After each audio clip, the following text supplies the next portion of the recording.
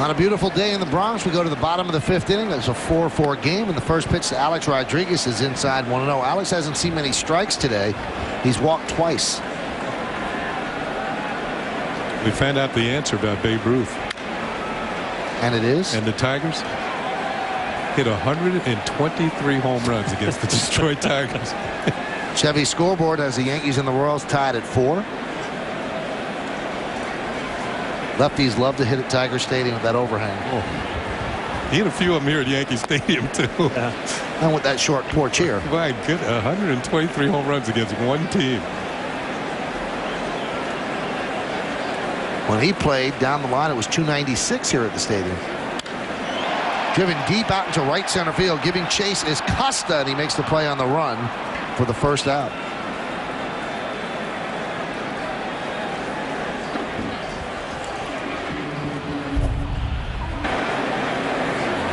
Again, Yankee Stadium, if you keep the ball in the middle of the field, I mean, A-Rod, we've talked about it earlier, has the ability to hit the ball out anywhere. But for the most part, if you keep the ball in the middle of the field in the air, you got guys that can run it down, you're going to be successful.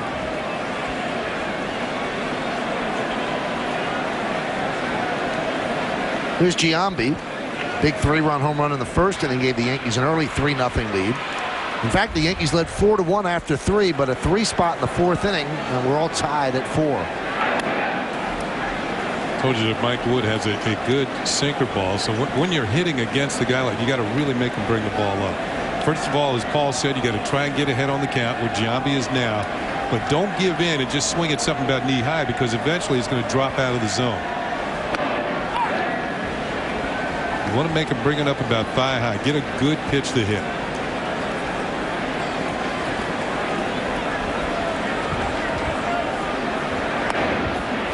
And the count 3-1. And this really pays off in this pitch here. You really just, if it starts out belt high, it's going to drop down to about thigh high. And that's about where Giambi likes it. And Giambi walks for the second time. Hotel accommodations provided by the San Carlos Hotel, 150 East 50th Street in Manhattan. The San Carlos Hotel, the best kept secret on the east side. No longer a secret.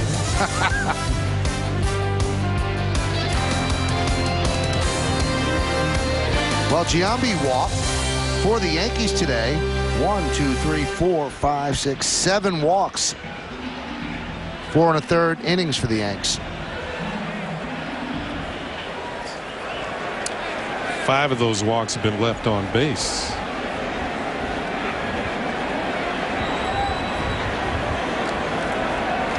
It's a dangerous way to try and pitch, though. Yankees had 4 walks in the 3rd inning, and that was one of the walks that scored. Johnny Damon was forced home by Matsui's walk. Now 1-0.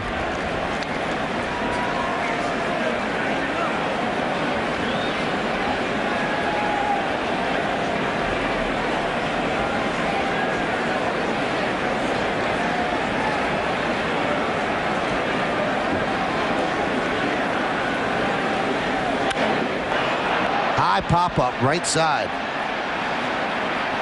Minkiewicz gives it a look but runs out of room. Hey, don't miss Scary Movie 4, opening this Friday only in theaters. In the 6th inning, we'll have a special preview, so keep it right here. Can you remember being out in the outfield? And I mean, if it was a first pitch strike and the guy laced a line drive, it was, you know, all right, let's get 2. But all of a sudden, if they start throwing a lot of pitches, they walk the first guy, immediately comes to your mind, our pitcher's struggling. So there's a big difference for a guy getting a hit and when you're behind in the count, continually walking a guy. Count 2-1. Behind in the count again. You always wonder, and with this Royals team, which is certainly not pitching rich, Jimmy Gobble up again, you wonder, are they being too fine? Are they afraid to throw strikes, or is there just an inability to throw strikes? I think you could take out a notebook pad right now and write about 10 things that come into the mind, a lot of them. You see a pop up there, though. That was on a change as Baroa settles under it. 2-away. I think you take a young pitcher and you see the likes of Derek Jeter and Giambi and A-Rod walking to the plate. I mean, sure, they're going to get your attention. These are the guys that you grew up watching. Second, you're in Yankee Stadium. Third, you're trying to throw strikes, but you're a little hesitant. And fourth, you're a little nervous to be out there. And if you keep adding these things up, I mean, that plate gets smaller and smaller. Here's Posada. He's 1 for 2. He singles to left and grounded back to the mound. That was the first batter that Mike Wood faced with the bases loaded. Yankees had an opportunity to break it open the third, but on one pitch, Posada tapped it back to the mound.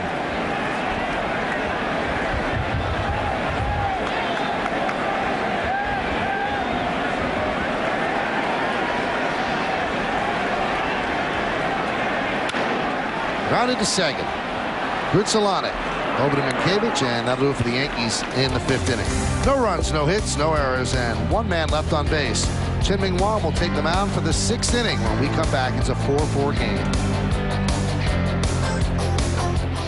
Hey, Yankee fans, be sure to enter the Continental Airlines Round Tripper Sweepstakes. If a Yankees player hits a home run in tomorrow's game, you could win a complimentary pair of round-trip tickets on Continental Airlines. All you have to do is log on to YesNetwork.com, look for the Continental logo, and predict who will be the first Yankees player to hit a home run during tomorrow's game. We go to the 6th inning. Chien-Ming Wang struggled in the 4th, giving up 3 runs, and that allowed the Royals to tie the game at 4. Yankees have a little bit of a streak going here at home openers. They've won 8 straight home openers, and that matches the longest such streak in franchise history.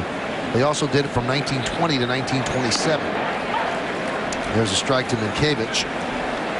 The Royals have a streak here at Yankee Stadium. They've lost 11 in a row here, and 37 of 45. Last win here was August 6th of 2002. Yankees have won 13 of their last 14 openers, home openers, and 19 of their last 22. Yeah, I'm looking at McCabe's bat, and I'm trying to figure out what that is. It's got the biggest handle, the biggest knob I've ever seen on a bat. I mean, I don't know if that's a special bat for him or because he chokes up, but it seems different from the bats we used to. Look at that thing. Now, I've seen players put tape on the end to kind of build up the knob, but I haven't seen it built in that way. It looked like a doorknob, doesn't it? That's right. Count 3-1. Minkevich came under some fire when he caught the final out of the 2004 World Series and kept the ball. There's a strike. He eventually loaned it to the Red Sox to put on display, but technically he still owns it. And he is not thought of very well in Boston because of that. When he caught it, he said he was going to keep it because he was going to put his kid through college. I'd love to hear your insight. I guarantee you'd do the same thing. That's you. I think you would too. No, you'd have it on your mantle right now. No, it would be on eBay, not on my mantle. And here is the last out. That's Keith Folk on the mound, and a ground ball back to Folk. That's Edgar Renteria who grounded out, and through all this commotion and all this spraying of champagne, he kept the ball in his pocket. So it was premeditated. He knew what was going on. 3-2. Way upstairs. So Minkevich walks. Kenny, if you looked at Wong's performance so far, I mean, it's okay. It's been good at times, been great early in the game, and then he struggled a couple innings, but it's not, you know, as a sinker ball pitcher, there's been a lot of balls up in the zone, a lot of things that I'm sure that, you know, he's going to try to improve on in his next starts. This is the first inning, though, that the Royals have gotten a leadoff man on. Leadoff walk is never good. See the Royals play for a skinny little run here and have Emil Brown bunt. Big guy, probably doesn't bunt. You know, you mentioned the comparison between Buddy Bell and Tony Pena. Talking to a couple of Royals people as Ron Guidry comes out to talk with Chien-Ming Wang. And they said that Tony Pena was a real get-in-the-dirt sort of manager. He did everything. He pitched batting practice. He took part in sliding drills in spring training. And Buddy Bell is a delegator, almost like a football coach. And Bell made a comment during spring training. He says, I don't even know why they wash my uniform. Had a lot of baseball in his life. His father was a Cincinnati, a great player. All of his sons played, a few of them in the major leagues. I mean, it's just been a family that has built their whole lives around baseball. Scott Proctor begins to throw in the Yankee bullpen alongside left-hander Ron Ballone. Long has thrown 77 pitches, 47 for strikes.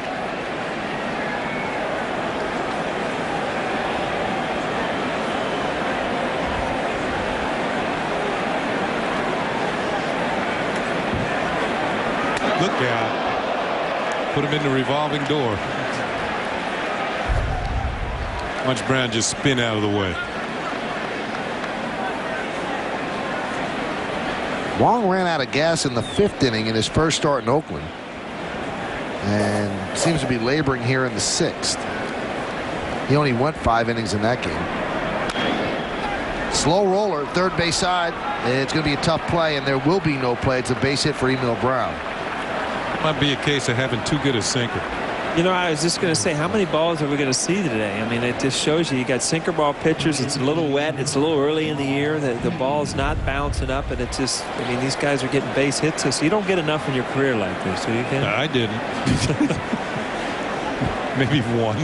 You know, it's funny, though. It's because A-Rod just comes right in and picks it up knowing he has no chance. Yeah. You know, when you or I hit that ball, the guy comes in barehands. It knows he's still got to play and fires us out by a step at first. With me, they had time to turn a double play.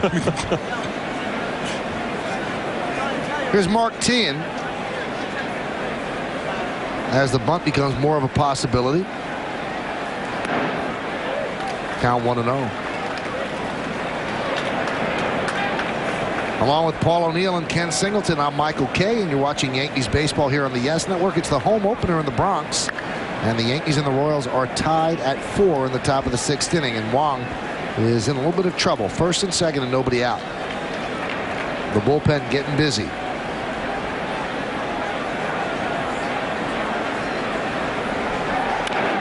Bunted, third base side. That's a good bunt. They have one play, and they don't make it. Cano was covering first, Teahan flying down the line, and he picks up a base hit, and the Royals have the bases loaded, and Joe Torre is going to come out and talk it over with first base umpire Paul Emmel.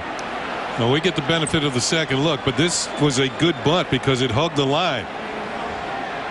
He was out. I mean, you can see that on the first replay that he was out. Sometimes it takes 2 or 3 to figure it out, but watch, Cano's got the ball, and he's still in the air. Yeah. And, you know, Joe Torre doesn't argue a lot of calls. Yeah. I mean, immediately he was out there. You give Teahan credit for hustling down the line to make it close. You know, sometimes when you're called on to sacrifice, you can see right there his foot's still in the air, and Cano has the ball.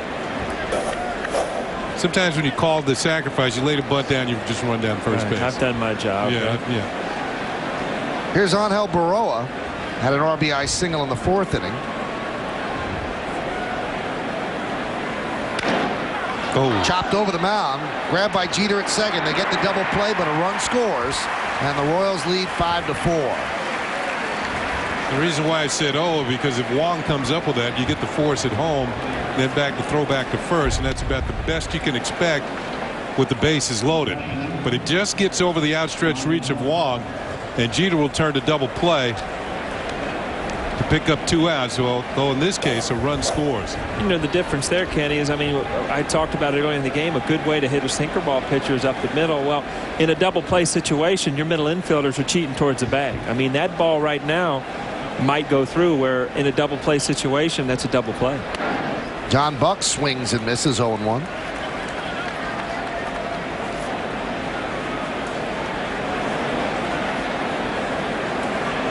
Buck today an RBI single in the 4th inning. Before that in the 3rd, he had grounded to third.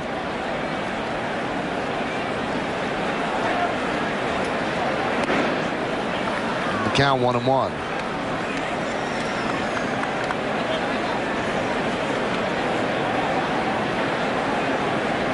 So the Royals down 3-0 and 4-1 have climbed back and now taken a 5-4 lead in the top of the 6th.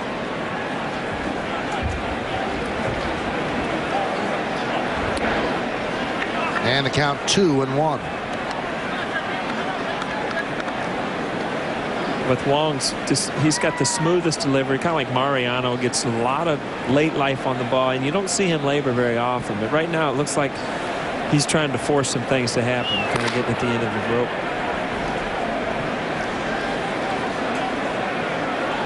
The 2-1.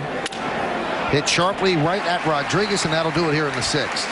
All things considered, the Yankees come out of it relatively unscathed. 1 run, 2 hits, and because of the double play, 1 man left. As we mentioned earlier, it's now time for a sneak peek at Scary Movie 4. Back here at the stadium, Royals lead the Yankees 5-4. And let's take a look at the scoring summary. The Yankees jumped out to an early lead on the 3-run home run by Jason Giambi. But Sanders 1 for 3, a solo home run. Got the Royals back into it. Baroa 1 for 3, a single and 2 ribbies. Giambi 1 for 1, as I mentioned, a 3-run home run. He's walked twice. It's first home run of the season. Didn't even homer in the spring. Damon, a nice debut. 1 for 1, double, a walk, a sac bunt.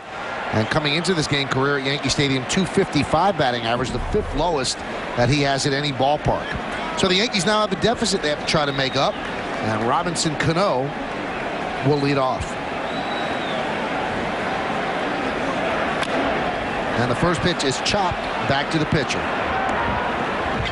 1 away.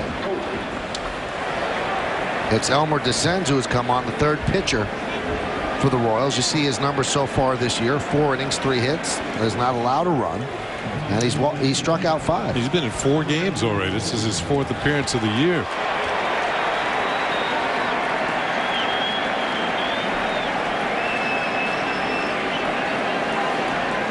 There's Bernie Williams. Bernie singled in the 4th inning and then got caught napping at second base on a pop-up by Sheffield to short, and he was doubled off. Yankees had the bases loaded with 1 out and a 3-0 count on Gary Sheffield. You kind of like your chances there to score a run. Sheffield pops out, and then Bernie Williams gets doubled off second. There's a strike.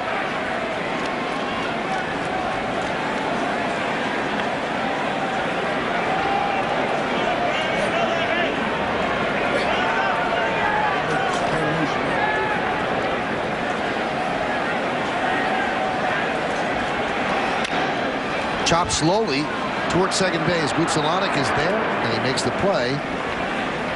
2 away. Hey fans, get a second chance to see the latest game with WB Mason Presents Yankees Encore. It's only on Yes. Tune in every night or the next morning at 9 for the big hits and great plays another time around. Don't miss WB Mason Presents Yankees Encore, only on Yes. A lot of sinker balls, a lot of ground balls today. I mean, it's no secret. I mean, if you can get the ball sinking, even against good major league hitters, you're going to get good ground balls. Pitch to Johnny Damon is a strike. Look at my scorecard here. Only a couple of fly ball outs off the bat of the Yankees. Jeter flied to right, and A-Rod flied to center. Giambi flied deep to right center. That's one that didn't sink until it hit the bleachers. Michael, you haven't talked about how good the field looks this year. I mean, where else in April, early April in New York, can you see green grass like this, huh? It looks tremendous. The whole ballpark looks great.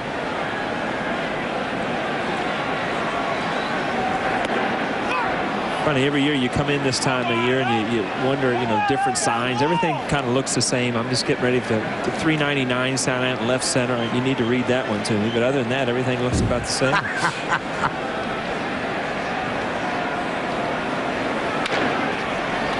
Good job by Descends. He gets 3 easy ground balls, and the Yankees go down in order 1, 2, 3 in the 6th. 6 in the books. We go to the 7th. Yankees are trailing 5-4, and Matsui's going to have to translate that sign.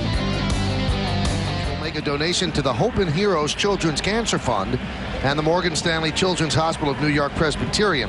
If you would like to contribute along with the Tri-State Hyundai dealers, call 212-305-1420. Well, Joe Torre had Chin-Ming Wang come out for the 7th inning just to take his warm-ups, and that gave the Yankee bullpen a little bit more time to warm up. Tanyan Sturt's got his extra throws, and now he is going to come in to face the top of the Royals order. Sturt's against Costa when we get back. Stay where you are.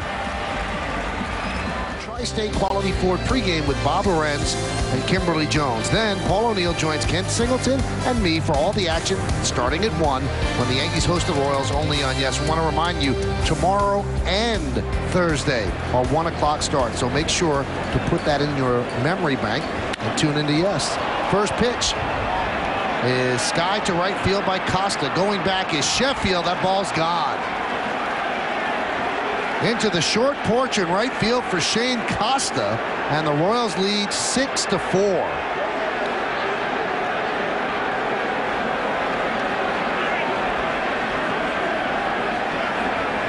It appeared that Tanyan Sturts threw him a get it over fastball, and he didn't mean get it over the fence. Barely made it, but the Royals now have a 2-run lead. So much for that courtesy pitch, coming out of the bullpen. As Sheffield runs out of real estate in right field.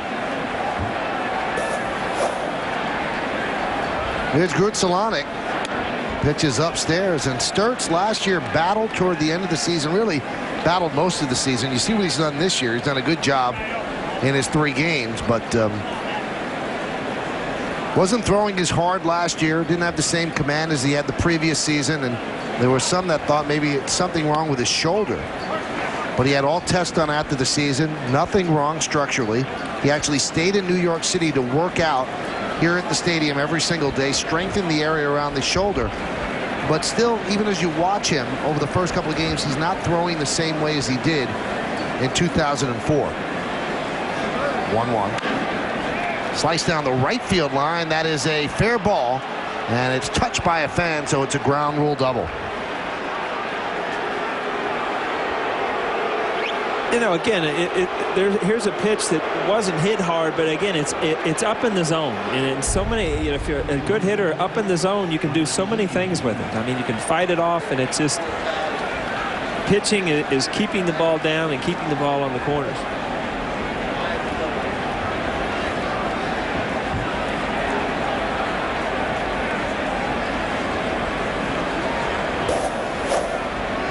Here's Mike Sweeney. And there's a strike. Sweeney is 0 for 3. And Mike Myers getting ready in the Yankee bullpen. He comes in for the lefties.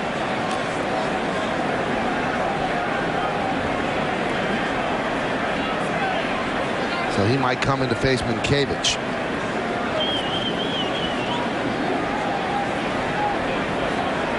A rude welcoming here for Sturts, a home run and a double.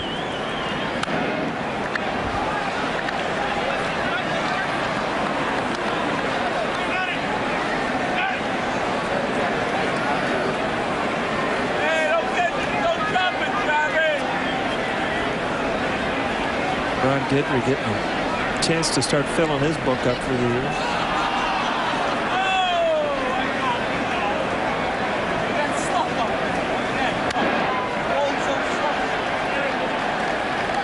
On the IO digital cable scoreboard, it's 6-4 Royals, 6-10-0 for Kansas City. Yankees 4-5-0. Yankees scored 4 runs early, 3 runs in the first inning on 1 swing by Jason Giambi. They've had opportunities to open it up, but they couldn't get the big hit. And Chin-Ming Wang right now is sitting on a loss unless the Yankees come back.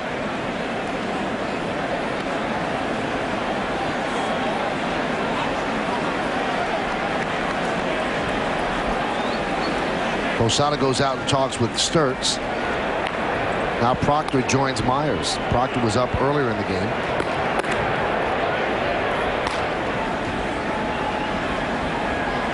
And the 0-2. 1-2.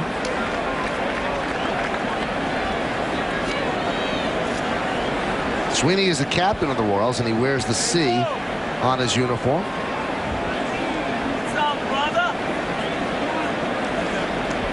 Very well respected in the clubhouse. Swings and misses. And he goes down on strikes, 1 away.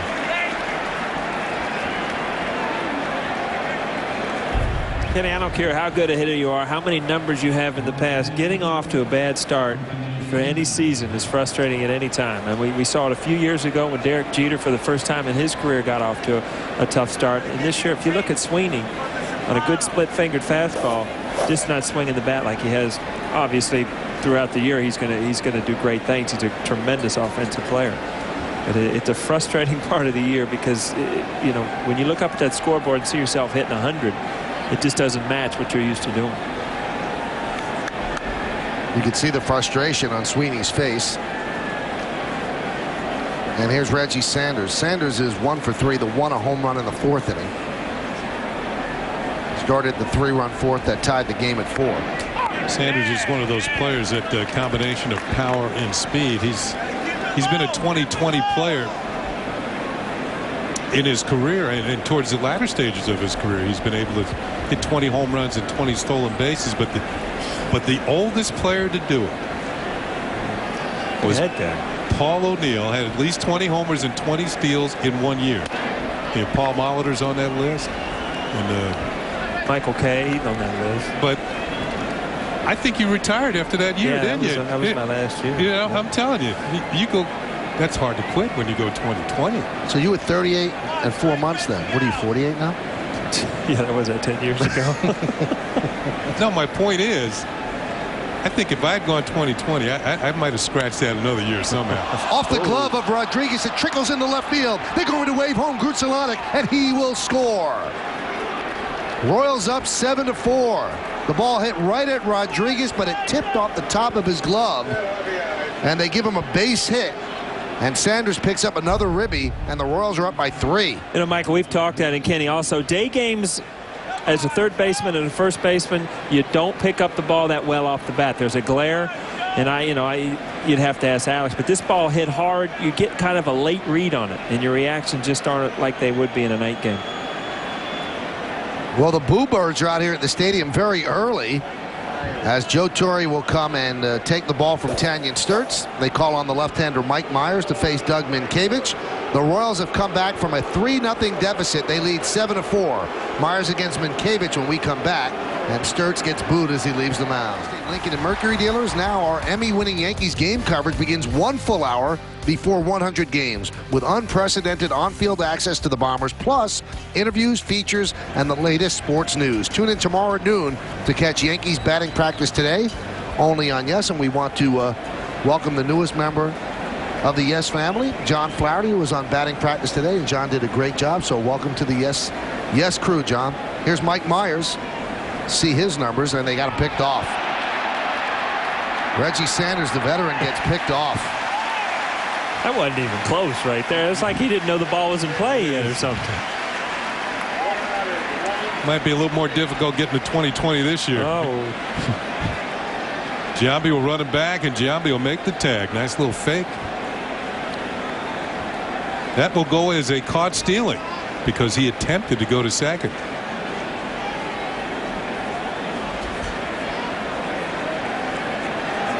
Caught stealing 1-3. And he's getting high five for the hit, not for getting picked off. Pitch to Minkiewicz is a strike. Now, I wanted to wait for you to be in the booth for this. How difficult was it to hit Mike Myers as a lefty? Well, it's just because you don't get a lot of looks at him. You get one look a game at him. I mean, if we went into Detroit where I faced him and it was 3-game series, I usually got three at-bats off of him. And it's just the arm angle. You don't see it very often. And it wasn't the velocity, it wasn't the movement, it wasn't anything but just the arm angle. And it's because you're not accustomed to seeing guys throw that way. Is there a fear of getting hit because he's coming side? No, not really. I mean, because he has decent control. It was just, I mean, the ability to hit is the ability to see the ball and pick up the spin. And with this arm angle, you just don't pick up the baseball and you don't read the spin on it. Count Kenny, 1 and 2. You never had these problems because you just turn around and hit right-handers, you know? That's true, but, you know, if you're Minkiewicz right now, you line that ball in the seats, he's figured that's the one I'm going to hit hard. This is that bad. I might have wasted it. This is kind of what it looks like as a batter. This is behind home plate. I mean, you haven't seen the ball yet. I know that No. And you're so used to seeing the ball released up in here, and you're down in here. I mean, it's almost you know, like a softball windup, and you're just not. I mean, you're so tuned in and where to pick up the ball. Foul back and out of play. Well, the play on Reggie Sanders, it's a low jack caught stealing. A little bit of a strange one, but a caught stealing nonetheless. To Reggie's defense there, Kenny, every once in a while they'll give you that steal sign against the lefty. Most of the time it's with 2 outs, that you're just going on the first movement. But if you're going on the first movement, strike three. Strike three. Breaking ball on the inside corner, and Minkiewicz goes down on strikes. At the end of 6.5 innings of play, it's time for the 7th inning stretch. Royals lead the Yankees 7-4. They had 2 more runs here in this inning, but we're going to stay right here as we honor America here in the Bronx with a rendition of God Bless America, today performing God. Red Sox update for you. Bottom of the second, all even at 1 until Adam Stern reaches out, knocks one into left field. Jason Varitek and Mike Lowell score on that double. Kevin Youkilis followed with an RBI double of his own. So the Red Sox right now, they've just gone to the top half of the 4th inning. They lead at 4-1. Meantime, the Mets get 7 innings of 3-hit ball from rookie Brian Bannister. They lead the Nats 5-1, top of the 9th. Update on the postgame show. Now back to Michael. Thank you, Bob. Here in the bottom of the 7th inning, Yankees have to come back because on the IO digital cable scoreboard, they're trailing 7-4, 7-11-0 for the Royals, 4-5-0 for the Yankees. And the one thing you have to watch out for with this Royals team, they've got some arms that can throw some heat in the bullpen. So when you get to the late innings and they have a lead, they're a bit more formidable than they are early. Well, we've seen sinker ballers out of the bullpen to this point. Mike Wood has a good sinker, the same for Elmer DeSantis, but there's left-hander Andrew Sisco in the bullpen. He throws hard, the same for Hendricks Burgos, who's been closing in the absence of Mike McDougal, who is the closer, but he's on the DL. Ground ball is short. Baroa. One away. They say McDougal has injured almost under his armpit on his right arm, and they're not quite sure exactly what it is, but by far, guys, that might be one of the best nicknames in baseball. Mac the Ninth, when he was the closer. He's a hard thrower too. Yes, He's not he a guy is. that you know, sinks it up there. He's got a good breaking ball too. The Royals bullpenners last year, their bullpen actually led the league in strikeouts. There's a couple of ways, like you mentioned, they have hard throwers, but they also had a lot of appearances too. So that's how they mounted those totals. Sheffield fouls it back. Every once in a while, some of those young guys, Kenny, you remember that, you know, hard throwers that don't quite have it under control yet. You don't want to set in too deep in the box. I mean, they can let them loose. When it's 97, 98 miles an hour, a little uncomfortable. That was Sisco. We just saw a shot of warming up for Kansas City. And the Royals starting staff is not exactly what they want it to be either. Zach Greinke is one of the good young arms in baseball. Sheffield goes down on strikes. He is 0 for 4 today. He's hearing it from the crowd. Anyway, Greinke had to leave spring training because of personal issues, and you talk to people and nobody wants to really get specific on what it is, but they're hinting at the fact that it all came a little too quickly for him, and he's expected to be the savior of the Royals organization, but they do expect him back sometime this year, earlier rather than later. He's just 22 years old, and everybody in baseball loves his arm. Had 17 losses last year, which led the AL, but if you're allowed to lose 17 games, that tells you how good you are.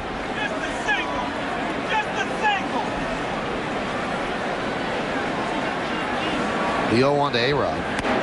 Another pitcher that they thought would be in the rotation is Runelvis Hernandez, and he came to camp, and the team said that he was 280 pounds. Now, when the team says you're 280, you're probably tipping at about 320.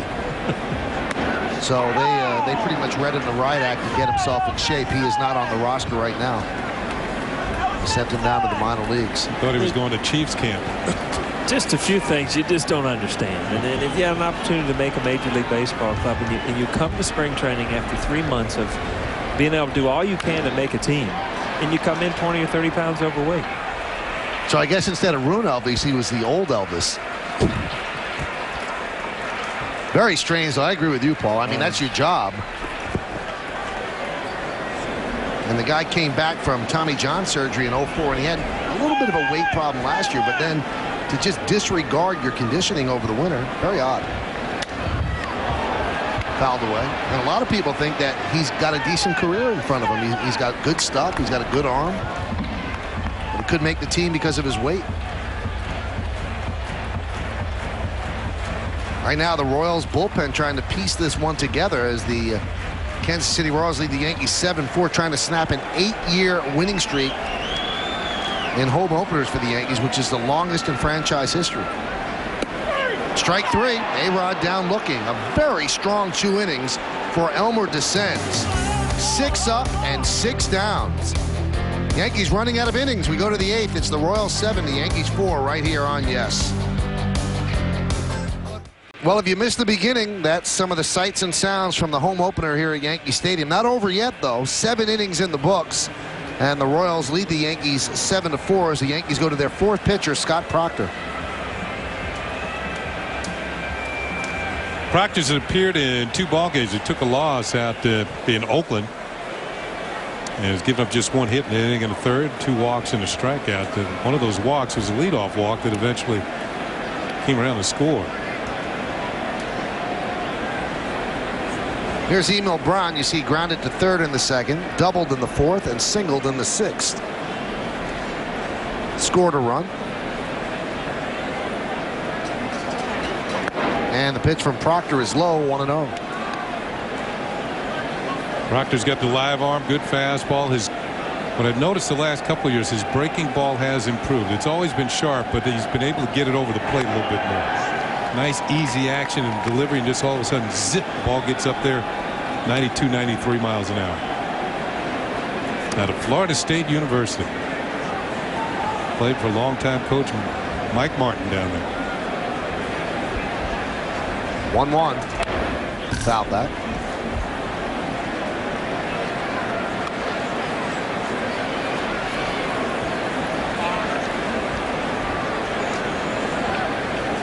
Did you have any trouble? I mean, you faced Wong 3 times as a Kansas City, and you're late high 80s, early 90s, and all of a sudden you bring in a hard thrower, and it's amazing how quick you adjust. It's not like it takes a day or something. As a hitter, you can adjust immediately, and this is the type of pitcher most of these guys grew up on in the minor leagues. The 93, 94 mile an hour fastball that challenges. So you'll see some good swings and some good at bats here with these young guys against Proctor. Tried to check his swing. He could not on the fastball upstairs. 1 away. That was a good pitch because Proctor's ahead on the count. He's hoping that he can get Brown to strike himself out. Brown sees fastball, reacts to it. And you talked about, he got a little bit more heat here. Right. And he wants to be quicker. We talked about last inning, how most of the hits you've seen today have been up in the zone. Now, it's important to pitch up in the zone, but if you're going to pitch up there, put it out of a hitting area. And I've seen Mussina do that more the last couple of years than when I was out on the field with him. I mean, he's throwing strikes, and then he's climbing the ladder with a lot of hitters, and he's got great enough control to keep it out of the hitting zone. I mean, that pitch up in the zone can be effective, but waist high to letter high is where you're going to get hurt. Count 1-1 on Mark Teahan. Got to look at the Firestone in-game box score for the Royals. There's 11 hits in there, and the only one who's not in the party is Mike Sweeney, the veteran. He's 0 for 4, but everybody else in the starting lineup has at least 1 hit. Yankees have yet to retire Teahan today. Driven in a run and scored a run. A lot of people say it's not that important, it's a long season, but I remember the better years I had in my career. I always got off to good starts. I mean, there's nothing better than coming out of the gate, getting off to, the first 100 at bats, getting off to a great start, and it almost sets a tone for what you can do the rest of the year. Teahan with a fly ball to left, battling the sun is Matsui, and he makes the play heading toward the corner for the second out. Can you ever have just a terrible start that you had to fight uphill? As we watched Matsui fight in that sun. Yeah, it was my last year. Here's Matsui making a play, but I also had a year where I got off to a fantastic start. and we went on strike. Yeah. I could see it coming too. Hit 472 in April with 7 home runs. That is a pretty good start. Yeah, it was 1 hit away from hitting 500 for the month. Pitch to Angel Baroa is low 1-0. Baroa is 1 for 3, an RBI single in the 4th inning. Struck out in the 2nd, wrapped into a 6-6-4 double play in the 6th. He chases that pitch low and away a lot. Sometimes he reaches it, sometimes he doesn't. The count 1-1. You know, when you watch the third base coach Luis Silverio, and he's clapping here for Baroa, and maybe for a little bit more of a reason. Baroa is his son-in-law. Angel Baroa is married to Luis Silverio's daughter Jennifer. So Luis Silverio has been in the Royals organization for over 30 years. Fouled the other way, and the count 2-2.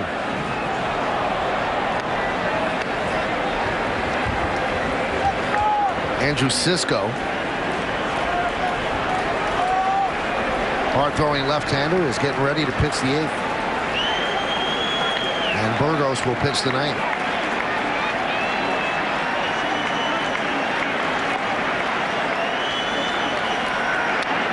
Foul back.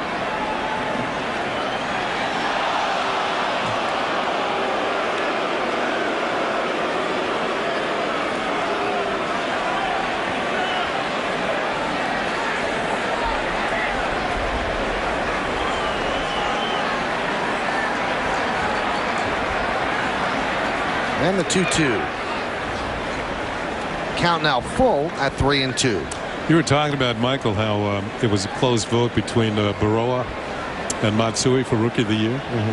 And that Matsui lost out because some writers felt that he was too much of a veteran.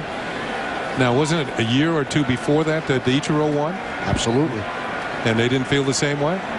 I guess they felt that Ichiro was so far and away a leader in that vote, but still the same thing should apply. High drive to left field. Fair ball. It's going to be trouble. Going back Matsui. It's a foul ball. It's ridiculous when writers, either in the MVP awards or any of the awards, actually interpret the rules. Some writers will not vote for a reliever for the Cy Young Award because they figure they have the Rolaids Relief Man Award. You see how close that voting was. Some writers won't vote for a pitcher for MVP because they feel that they have the MVP award. And you know, it shouldn't be up for interpretation. If you're eligible, you're eligible. As Baroa works a walk.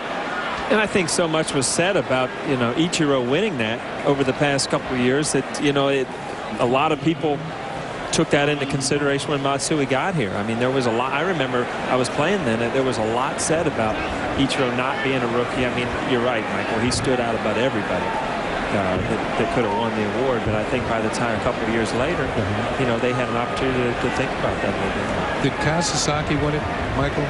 Kasasaki? I do not believe he won it. The Rookie of the Year? Count 1-0 to John Buck. What happened? I mean, he came in, had a phenomenal He went back to Japan. He had enough, huh? I think he did win. He won in 2000, okay. Yeah. I stand corrected. So they put a halt to that, didn't they? Had enough. So Sasaki won, and Ichiro won. And they said enough is enough.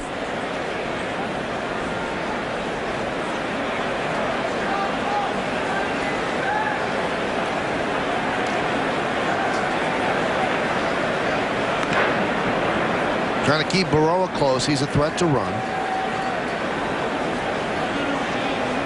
And the Royals would think about getting Baroa into scoring position. That 4th run is a big run this time of game if they can get it home, because that means a grand slam would only tie the game.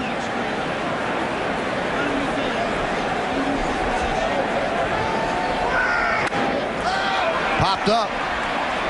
Posada. And he makes the play. What a play. He actually did a dance around the bats in the on-deck circle without even looking down. Just a sixth sense, he knew they were there, and then made the catch right by the railing. Walked around the weighted bat, and then made a really fine play for the final out of the inning.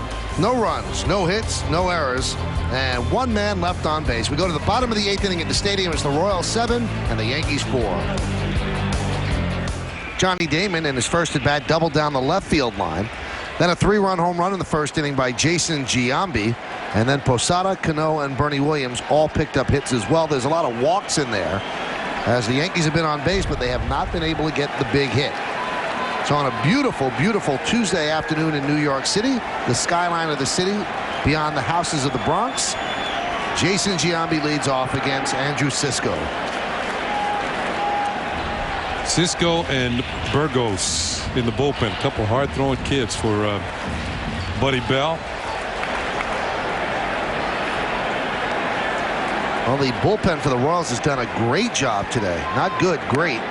Mike Woods shut it down for the Royals. Wood did, and then Elmer Descends pitched 2 1-2-3 innings. And now Andrew Sisco will pitch the 8th. And the hard-throwing Burgos awaits in the 9th.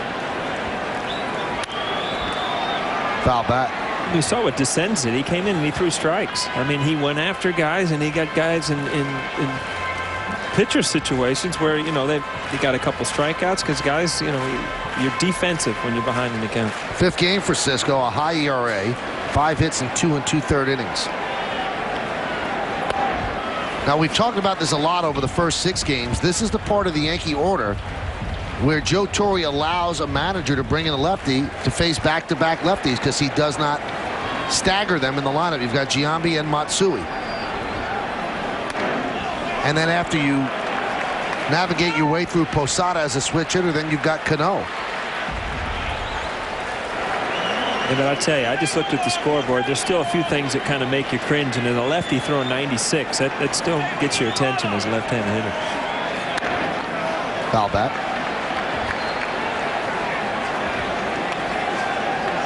And these are the type of pitchers you talked about. They don't really have what you would call pinpoint control. It's more or less just rock, shoot, fire. Aim for the middle of the plate. 3-2. He walked him. Jason Giambi works a walk to start off the 8th inning. And here we are in the Yankees' 7th game. Giambi's walked 10 times already. You know, there's some at bats that, you know, you'll batter a right-hander and you think, you know, just throw it over the plate, and you walk and you're almost frustrated because you wanted a chance to hit. And then there's some at bats like I think Giambi just had that, you know, you battle a guy and you get a walk from a left-hander like this to start off an inning. You go to first base and think, you know, that was pretty good at bat. Yeah, it's helping the team. He's getting on. They need base runners.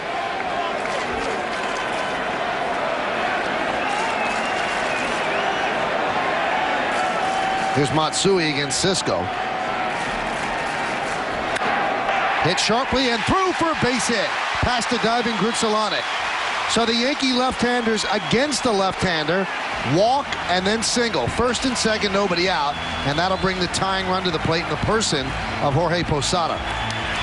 And that's why Joe Torre is not afraid to stagger the lefties back-to-back in the order. Of course, Matsui was the best left-handed hitter against lefties in the league last year. 354 against left-handers. And a lot of it, good hitting has to do with just being smart. I mean, that's situational hitting right there. You know, you get a fastball out over the plate. You got a hole open because of a runner at third base. You ground it through the hole, keep the rally going. Plus, he just walked the guy before, so you figure it's going to be a fastball towards the middle of the plate. Crowd of 54,698 making some noise. First and second, nobody out. Posada takes a pitch low, 1-0.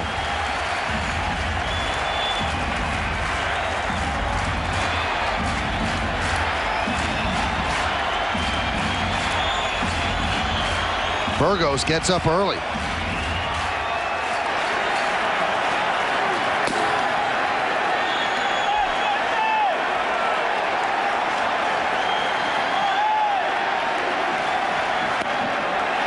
Checked his swing. Did he go? No, said Paul Emmel at first. So the count 2-0. Posada came close. He was thinking about it. Why don't you put the brakes on? You have to be strong in the hands and wrists to do that. That'll be early in the year, too, where nothing hurts. You know, the fingers don't hurt, your wrists don't hurt. You can stop that bat. Especially a catcher. Good hitters count, 2-0. Cisco deals, 3-0.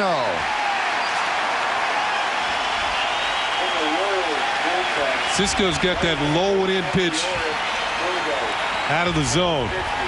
You know, we talked about Kenny. I mean, we were just marveling at how hard this guy. I don't care what you do, you got to throw that ball across the plate. And he's dug himself a hole, and it's only getting worse by every ball he throws. Time is called as the crowd rises to its feet.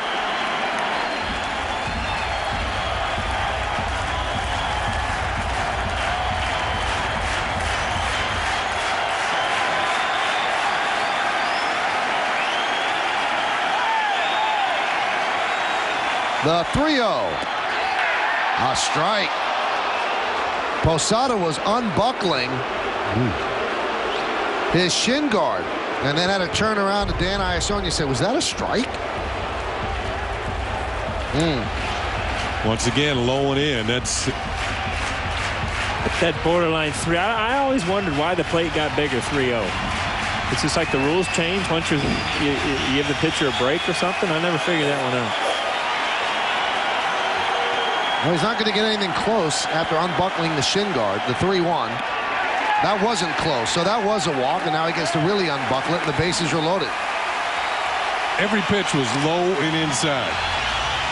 It's like Cisco is in a groove, but not the groove you want to be in. Right.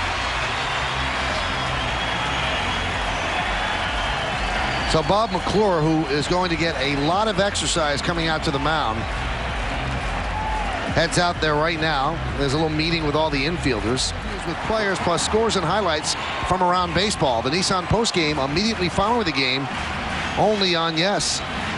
Leiter has a pretty good seat for this game. He's in the first row near the Yankee dugout, sitting next to Mayor Bloomberg. So he'll be able to get a different take than we will from up here.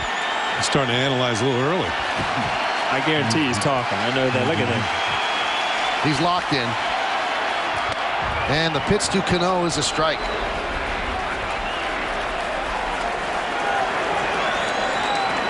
Does not have great numbers with the bases loaded. A young kid might try to do too much in these situations. Pitch is low. And the count 1-1. Kenny's always mentioned that he never felt pressure with the bases loaded because he felt the pressure was on the pitcher. And maybe at a young age, Cano doesn't feel that way yet. Maybe he feels the pressure's on him. 1-1. There's a strike.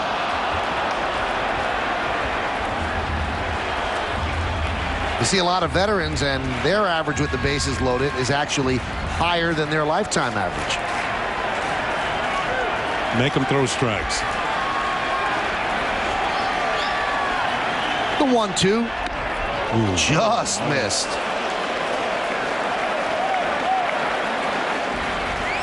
Buddy, if you could see the replay on that, you'd be arguing a little bit more, I think. Well, from the bench, you could see that it was high enough to be in the strike zone.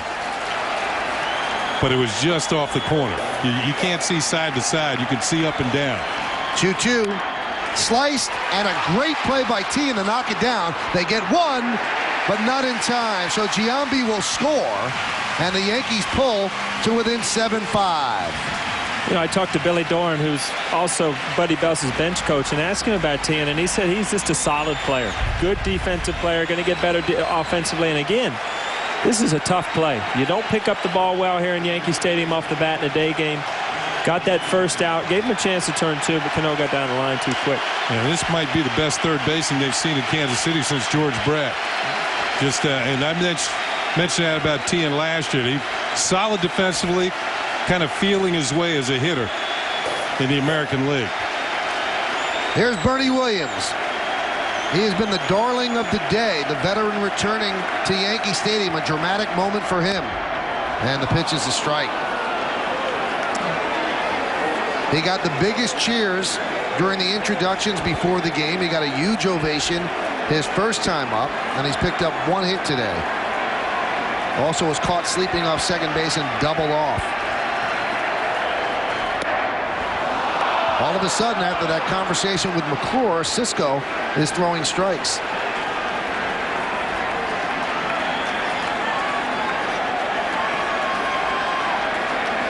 One pitch was up and away. The other was low and inside. But both within the strike zone. Count 1-2.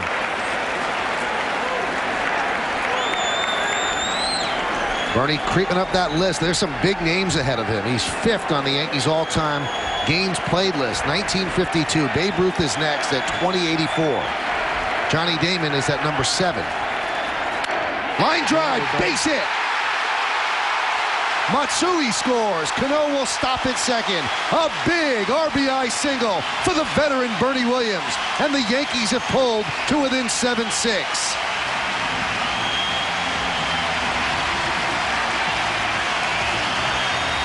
That pitch was more in line like the first one that he saw during the at-bat. It was up, kind of out over the plate.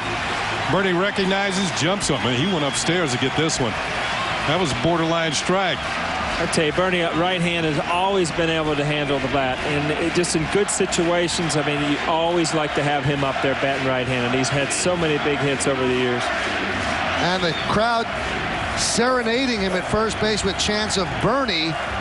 Bernie has to bring a smile to your face. Buddy Bell will go to his closer. Try to stop it right here. You come on back.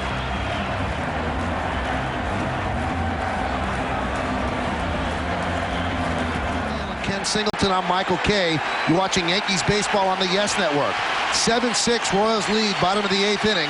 And Johnny Damon in his first Yankee Stadium game in pinstripes up in a big moment against Ambiorix Burgos. He is the closer for the Royals, and he throws hard.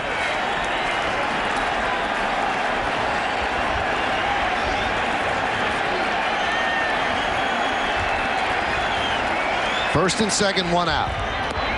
Breaking ball, nasty pitch. When you throw that hard and you can dunk that in, you're pretty tough. 0-2.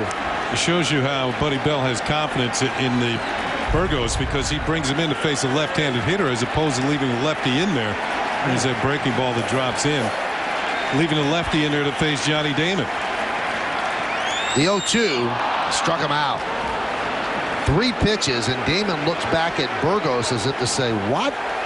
2 away. And if you look at that, that's his confidence right there. That's 3 good pitches. I mean, he got away with the strike.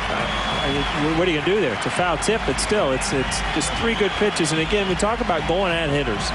I mean, throwing strikes and going at hitters, especially when you got stuff like this. That one left a smoke trail as it came to home plate. And it leaves it to the captain. Still in the bottom of the 8th inning, another inning to go, but the tying run is at second base. The go-ahead run at first. Here's Derek Jeter. Jeter today 0 for 3 with a walk.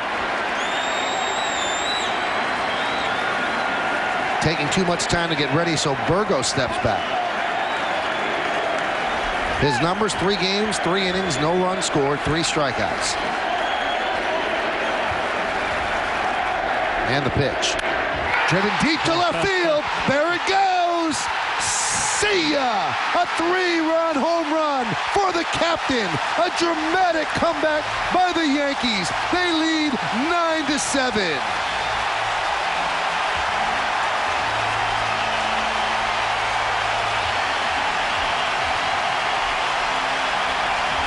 You think this guy has a flair for the dramatic? I tell you what, you almost can't wait to come to the ballpark to see situations like this and see guys that always seem to do well in these situations. Got an off-speed pitch, and I don't know if you're Buddy Bell, if you want your closers leading off guys with an off-speed pitch. This is kind of a hanging slider, but again, Derek Jeter does it so many times.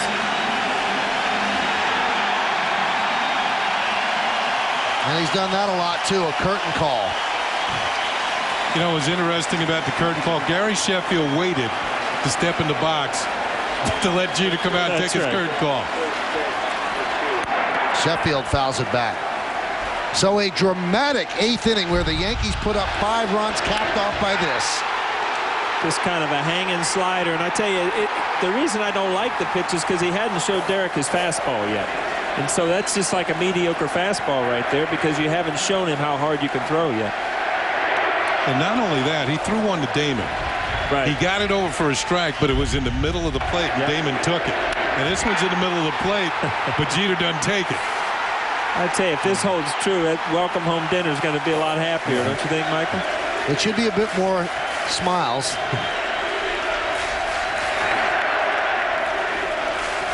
Count 1-2. So Derek Jeter, who's going to turn 32 this year, does what he's been doing most of his Yankee career, coming up with a big hit. Mariano Rivera getting loose. Swing and a miss, and Sheffield down on strikes. But not before the Yankees score 5 runs on 3 hits. The big blow off the bat of the captain, Derek Jeter. He goes yard. A 3-run shot turns a 7-6 deficit into a 9-7 lead. Last licks for the Royals. They'll do it against Rivera. But it's been popular here for a while. Enter Sandman by Metallica. And Mariano Rivera has told me that when he jogs in from left field, sometimes he doesn't even feel the ground. And it's just a distinctive gait that he has coming out of the gate. And he's pretty distinctive on the mound as well. You know, it's funny you talk about Enter Sandman, Mike.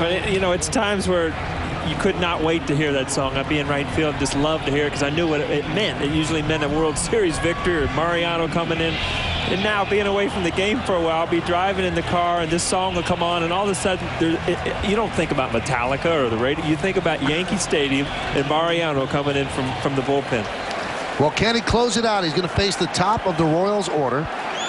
And it looks like the Yankees are going to the old guard to nail this one down. Bernie Williams, Derek Jeter, and Mariano Rivera. Those are the guys with the rings on this team.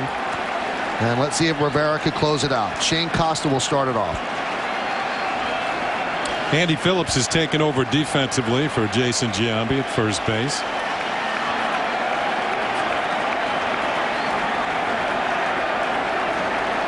Costa is 1 for 4, a home run in the 7th. And there's a strike. You know, it's funny because I was down on the field and Mike Lupica came up to me and said, what do you remember about Yankee Stadium? What is it special about Yankee Stadium? And you remember the history and the things that have happened here. As you see Mariano, as he usually does, gets the first out. Ground ball to Cano, 1 down. And just say, for instance, that, you know, there's a 10-year-old kid out here today that came to his first opening day. You can ask him 30 years from now, and he'll tell you about Derek Jeter hitting a game-winning home run in Yankee Stadium. And those are what is part of this stadium, that it seems like it just keeps on going and keeps on going. A couple of years ago, before, and there he is, right there, Michael.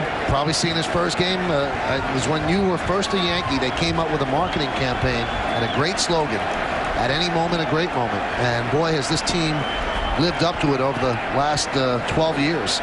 Well, this might be a Yankee classic, opening day classic, right? On a DVD near you. Here's Gritzelanic. He's 1 for 4.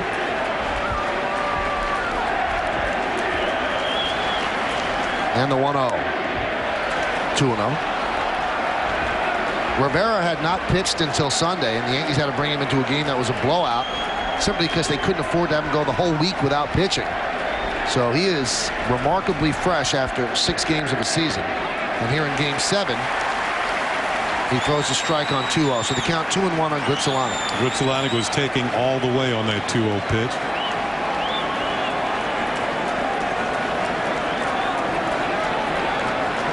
The 2-1. Popped up, going to be a tough play coming on as Damon and Sheffield. They can't get it. Dunks in for a base hit. So Gritzelanic with a single, and now that brings Sweeney up as the tying run. I think Gritzelanic is a good signing for the Royals. First of all, he's a veteran player, knows how to play this game. He's a perfect guy to have in a number 2 slot. He doesn't strike out very much, makes contact. You can hit and run with him if when David DeJesus gets back into the lineup as the leadoff man. Loves the inside the ball out. Yeah. He's kept the ball in right field, and as a right-handed hitter, that's your best chance for Mariano, is to try to fight that ball off in the left center. And as a left-handed hitter, you can't do that because that ball, that cutter he throws, continues to cut in on him. 9-7 Yankees lead. They've led 3-0. They've led 4-1. And then they've also trailed 7-4. But 5 runs in the bottom of the 8th inning has given them a 9-7 lead. You see what Sweeney's done lifetime against Mariano Rivera.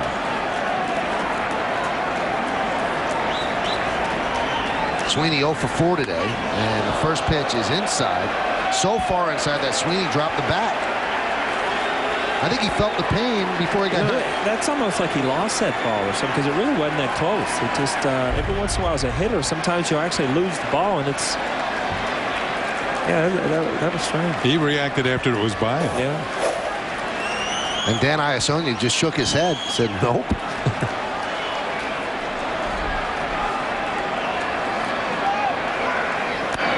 There's a strike.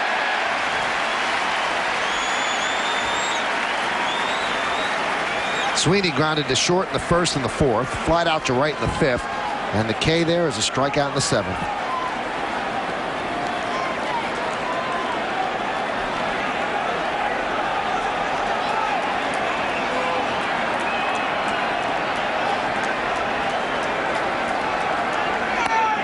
Another strike.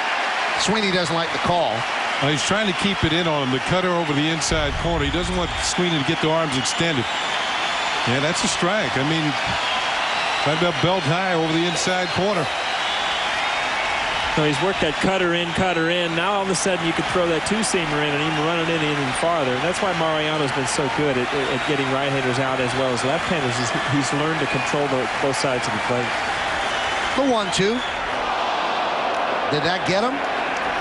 Yes, it did, and he's going to take first base.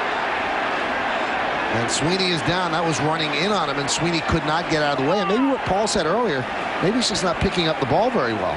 Although that was tailing in. That's exactly what I was just talking about. You come with the cutter to the cutter, you break it in on the inside quarter, and then you throw a two-seam fastball and try to break it out, even farther. And it looks like Sweeney got that right in the hand, which is on the bat. And that's a dangerous thing for any hitter to get hit on the hand. We take another look, and yeah, right on the right hand. I mean, that right hand is throbbing. It was shaking as the trainer was looking at it, and it looked like right on the wrist. There's some things that make people great hitters, and Sweeney's a great hitter because he stays in there and he waits so long to see the ball, and he's quick enough to hit that way. And Derek Jeter too. They get hit a lot on the hand because they stay in on the pitch so long. Are they going to run for him? They probably will. Let's take a listen. This is not going to sound good.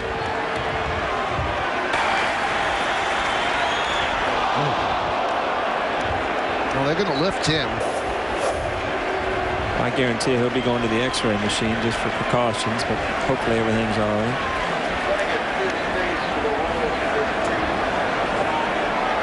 Esteban Herman is going to pinch run for Sweeney, and Sweeney will go get his hand looked at.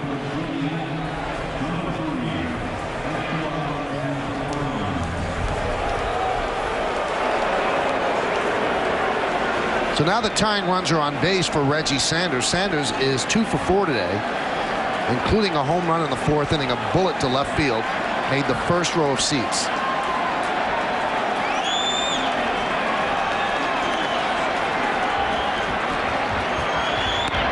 And a strike.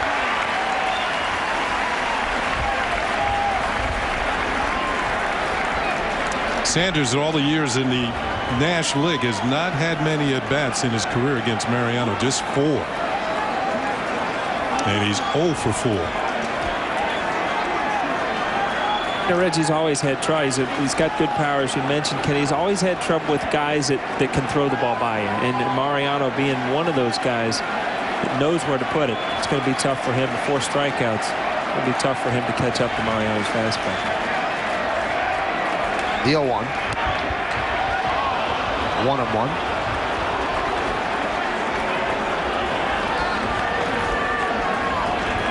Want to remind everybody, we're back again tomorrow at 1 o'clock. It's a day game. 1 o'clock Yankees against the Royals. And Thursday, the same deal, a 1 o'clock start. Batting practice show at 12.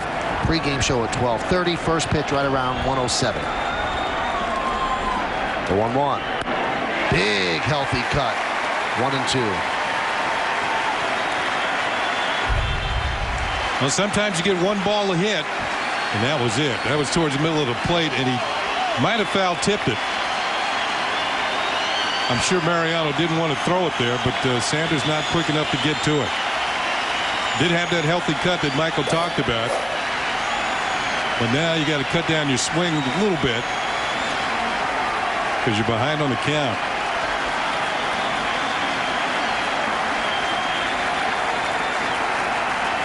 The 1-2.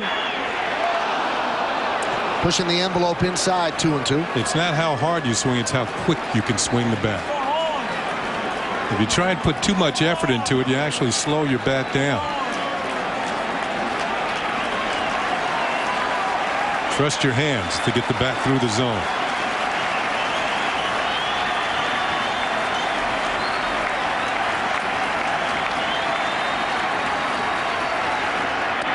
Swung on and missed. He struck him out. 2 away.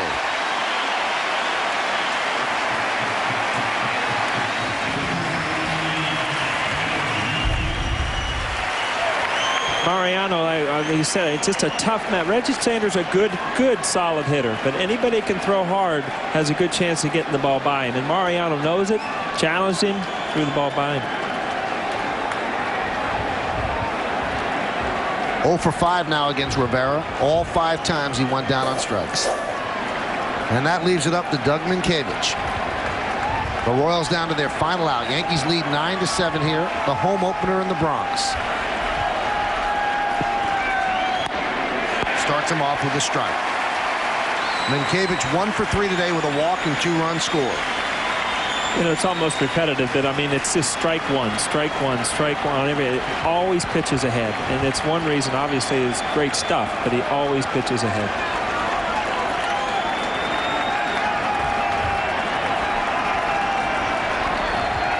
The 0-1. 1 strike to go. Well, now if you're Minkiewicz, you don't know where he's going to go. If pitches have been in, does he sneak one over the outside corner and send you home?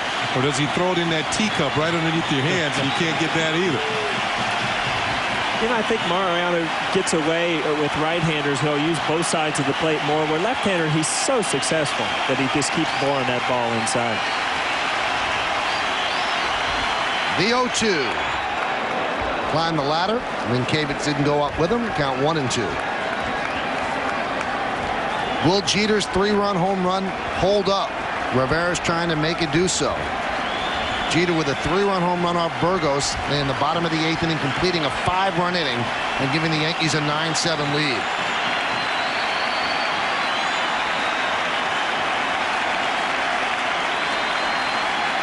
And the 1-2. Right back to Rivera. That'll do it. The Yankees win 9-7. The Yankees come back from a 7-4 deficit, 5 runs in the 8th. The capper, a 3-run home run by Derek Jeter into the stands in left field. Mariano Rivera, as he always seems to do, he nails it down. And Joe Torre gets another home opener victory. How many is that for the Yankees? They've now won 9 straight home openers. The last out right back to Rivera. And is that significant? That's the longest streak in American League history, victories and home openers. The Yankee bench liked it, the Yankee fans liked it, and Derek Jeter obviously liked it as well. And Bernie Williams. Home opener. And like I said earlier, the season doesn't officially start till you get this one out of the way. You know, Jason put you up with a big 3-run homer in the first. You guys had 9 walks. Was it frustrating in the dugout not being able to get that big hit? Yeah, because, you know, we had the bases loaded a couple of times. We couldn't get the hit in that situation, but you give their pitching staff some credit. And, you know, fortunately, we were able to sneak this one out. How about your home run? It looked like a first pitch fastball, but you said maybe it was an off-speed pitch. I think it was an off-speed pitch. I don't know. I was just swinging, man. I don't know. I saw the ball and hit it, but I think it was off-speed pitch. Good to see Mariano in a safe situation. Yeah, he needed to get a little work, so he let a couple guys on base and tried to pitch out of it. But, you know, Mo's automatic most of the time, and he's a guy you want to see on the mound with the lead. Congratulations. Good luck tomorrow. Good job. Good. 2 things. Fantastic. Thank you, John. Thank you, Derek Jeter, for stopping by as well. So the Yankees win this one 9-7, 9-8-0 for the Yankees, 7-12-0 for the Royals, and a splendid way for the Yankees to start up their home season as they go to 3-4 on the year. The veterans did their job. Jeter, Bernie Williams, and Rivera. We'll come back. We'll give out the awards. We'll break it down. 9-7 Yankees win.